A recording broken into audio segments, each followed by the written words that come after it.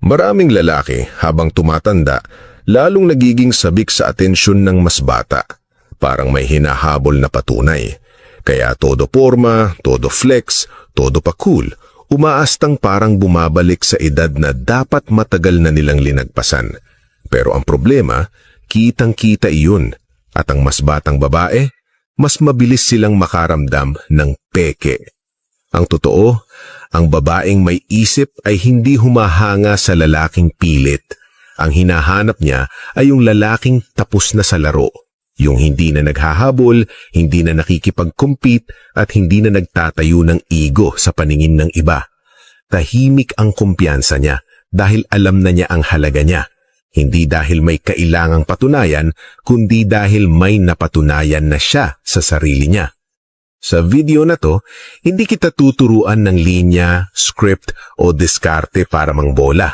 Walang ganon dito. Ang pag-uusapan natin ay mga ugaling kusang lumalabas sa isang lalaking may tunay na karanasan. Mga ugaling hindi mo kayang pikiin kahit gaano ka kagaling umarte at hindi kayang tapatan ng kahit sinong mas batang lalaki na puro enerhiya lang ang dala. Una, the unshakable frame, yung lalaking hindi madaling matinag. Sa edad natin, dapat malinaw na sa iyo ang isang bagay. Hindi umiikot ang mundo sa isang babae, sa reply niya o sa opinyon ng ibang tao. Ito ang pundasyon ng tunay na emotional maturity. Ang batang lalaki, konting lamig lang nag-o-overthink na, konting delay sa reply nagagalit na, konting selos nawawala na sa sarili. Pero ang lalaking may karanasan, nananatiling buo. Kapag nag-cancel siya ng date, hindi ka nagwawala. Kapag hindi siya nag-reply, hindi ka nag-iimbento ng drama sa isip mo. Hindi dahil wala kang pakialam, kundi dahil may buhay kang mas malaki kaysa sa isang interaction. May trabaho ka, may direksyon ka, may sariling mundo ka na hindi humihinto dahil lang may isang taong nagbago ng plano. At dito, nagsisimula ang tunay na atraksyon. Napapaisip ang mas batang babae, bakit hindi siya apektado? Bakit parang buo pa rin siya kahit wala ang atensyon ko? Hindi mo sinasadya, pero nagiging salamin ka ng seguridad. Ang pagiging unreactive mo ay hindi kawalan ng emosyon. Ito ay patunay na ikaw ang may hawak ng emosyon mo. Sa mata nila, ang lalaking hindi tinitinag ng maliliit na drama ay yung lalaking maaasahan kapag may tunay na problema. Hindi ka madaling matumba, kaya pakiramdam nila hindi rin sila basta-basta mahuhulog kapag kasama ka. Pangalawa, the quiet competence. Hindi nagyayabang pero ramdam ang laman. Hindi mo kailangang ikwento ang mga tagumpay mo. Hindi mo kailangang ipaalam kung gaano ka kagaling, gaano kalaki ang kinikita mo, o gaano karami ang naranasan mo. Ang lalaking may tunay na competence, hindi nagsasalita tungkol dito. Nakikita ito sa kilos. Ang mga mas batang babae ay sawang-sawa na sa lalaking puro porma. Galing sa caption, galing sa selfie, pero sabog kapag may problema. Kaya kapag nakakakita silang lalaking kalmado magsalita, malinaw mag-isip at alam kung paano gumalaw sa totoong mundo, doon sila tahimik na humahaga. Halimbawa, sa date, hindi kayong paulit-ulit na nagtatanong ng, ikaw, saan mo gusto? Hindi dahil kontrolado ka, kundi dahil marunong kang magdesisyon. May plano ka. Alam mo kung saan dadalhin ang usapan, kung paano re-resolbahin ang aberya, at kung paano i-handle ang sarili mo sa harap ng ibang tao. Hindi ito yabang. Ito ay presensya. Isang pakiramdam na kapag may nangyari, hindi ka magpapanik. Kapag may problema, kikilos ka. Ang ganitong competence, ang tahimik pero malakas ang dating. Ipinapakita nito na hindi ka na hinuhubog, buo ka na. At para sa isang mas batang babae, walang mas kaakit-akit kaysa sa lalaking hindi na kailangang turuan kung paano maging lalaki. Pangatlo, the non-needy presence, yung lalaking hindi humihingi ng atensyon. Isa ito sa pinakamaling naiintindihan ng maraming lalaki. Akala nila, kapag gusto mo ang isang babae, Kailangan mo siyang kausapin palagi, i-update sa bawat galaw mo at iparamdam na importante siya sa lahat ng oras. Sa totoo lang, dito madalas nagsisimula ang pagkawala ng atraksyon. Ang lalaking may tunay na karanasan ay marunong magbigay ng espasyo, hindi bilang taktika, kundi dahil natural lang sa kanya. Hindi siya nakaabang sa phone, hindi siya nag-a-adjust ng buong araw niya para lang makuha ang atensyon ng isang tao. Kapag magkasama kayo, present siya. Kapag hiwalay, buo pa rin siya. At ito ang hindi sinasadyang epekto. Mas batang babae ang mas nagiging curious. Dahil hindi mo sila sinasakal ng atensyon, nagkakaroon sila ng pagkakataong ikaw ang hanapin. Napapansin nila na hindi mo kailangan ng constant reassurance, hindi mo sila ginagamit para punan ang lungkot o insecurity mo. Ang non-needy presence ay hindi pagiging cold.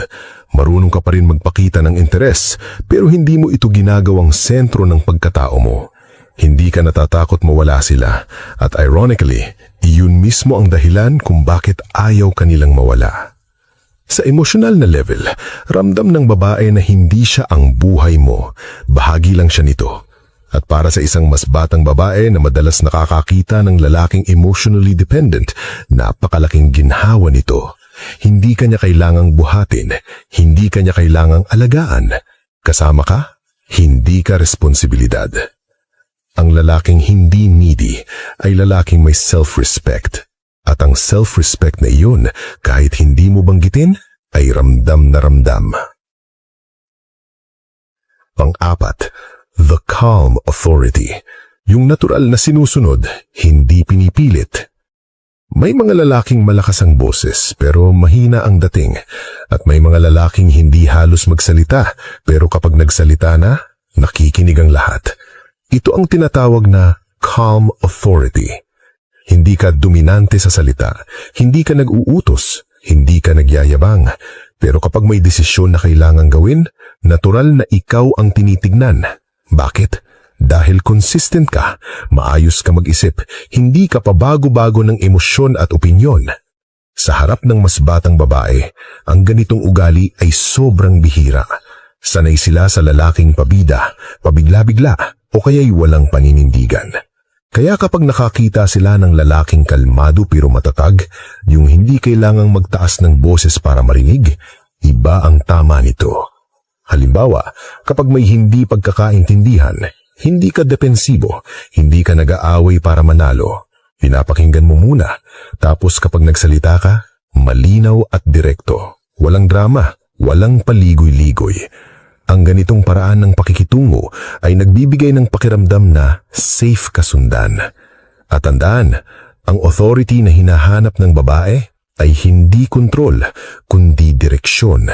Gusto nilang maramdaman na kapag sumama ka sa iyo, may patutunguhan, na hindi ka nalulunod sa sarili mong emosyon, na kaya mong tumayo kahit mag-isa.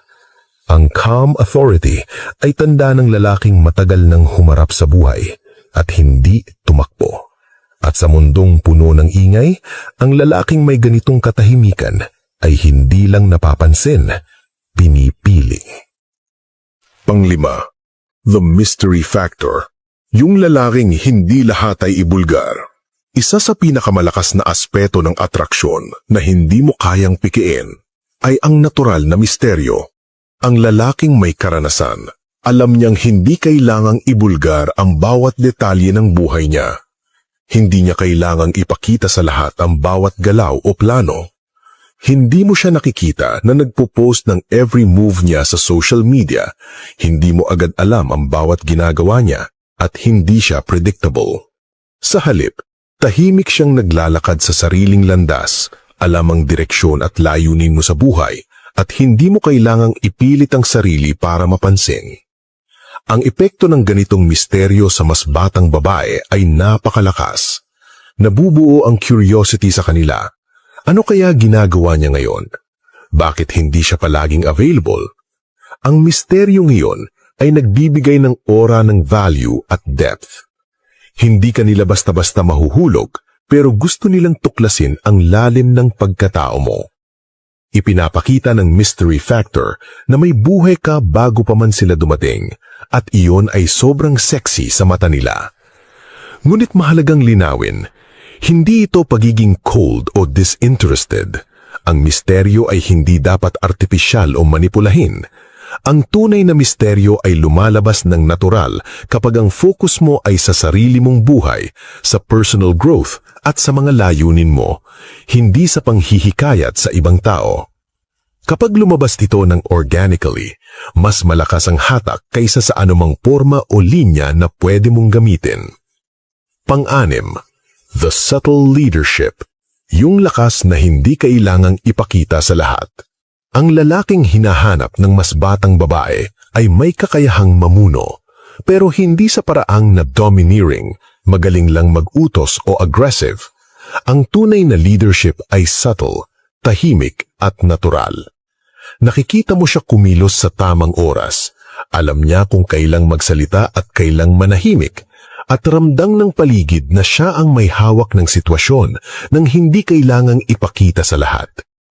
Halimbawa, sa isang group setting, hindi siya yung laging gustong makilala o laging nasa spotlight. Hindi siya nagpaparamdam para lamang mapansin. Ngunit kapag may desisyon na kailangang gawin, siya ang natural na tinatanaw. Alam niya kung paano ayusin ang sitwasyon, paano harapin ang mga problema, at paano dalhin ang grupo sa direksyon na maayos at malinaw ang resulta. Ang kanyang presensya ay nagbibigay ng sense of control at stability na bihira makita sa mas batang lalaki. Sa babae, ang subtle leadership na ito ay napaka-attractive.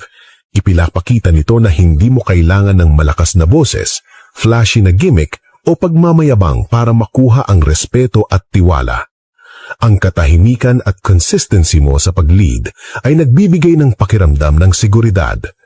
Nakikita nila na kaya mong hawakan ang sarili mo at ang kapaligiran ng hindi drama, walang tensyon at hindi agresibo.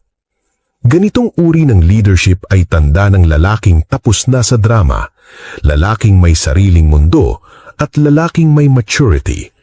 Hindi niya kailangang patunayan ang sarili sa pamamagitan ng external na validation. Ang kanyang aura ay sapat na. Kapag kasama siya, ramdam ng babae na may patutunguhan ng relasyon, may direksyon ng energy sa paligid, at may stability na bihira makita sa mas batang lalaki. Ang subtle leadership ay hindi loud, ngunit malakas ang dating. Ito ang uri ng lalaki na hindi mo basta-basta makakalimutan. Kahit hindi niya sinasabi, ramdam mo ang control, calm at confidence niya, at iyon ang nagiging magnet para sa babae. Kapag naramdaman nila ito, hindi lang interes ang naitataguyod, kundi respeto at tiwala na tumatagal. Pang-pito, yung self-sufficient energy. Yung lalaking hindi nakadepende sa iba. Ang huling ugali na hinahanap ng mas batang babae ay ang self-sufficiency. Ang lalaking may ganitong energy ay may sariling mundo. Hindi kailangan ng validation mula sa babae, hindi nakadepende sa approval ng iba, at hindi hinahayaan ang emosyon ng ibang tao na diktahan ang araw niya.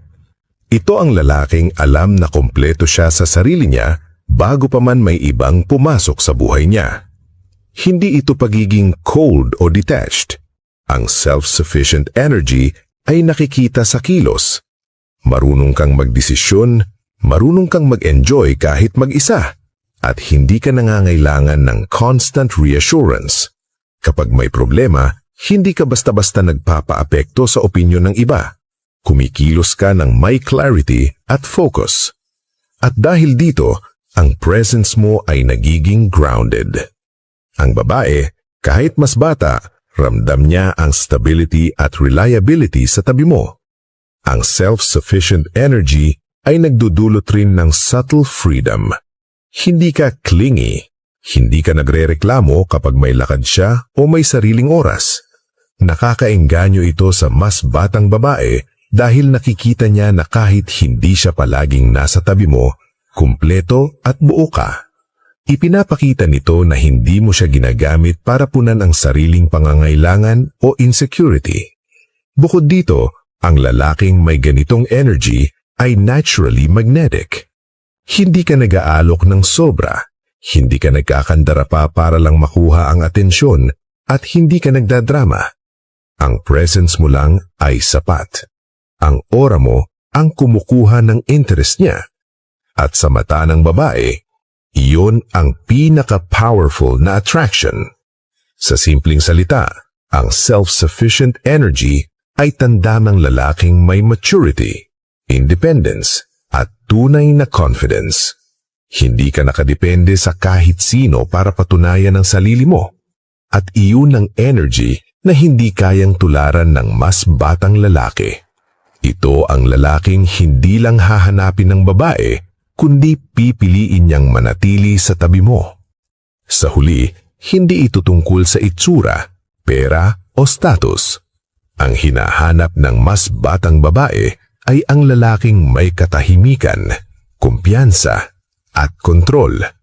Lalaking tapos na sa laro, tapos na sa drama, at kumpleto sa sarili. Ang mga ugali na napag-usapan natin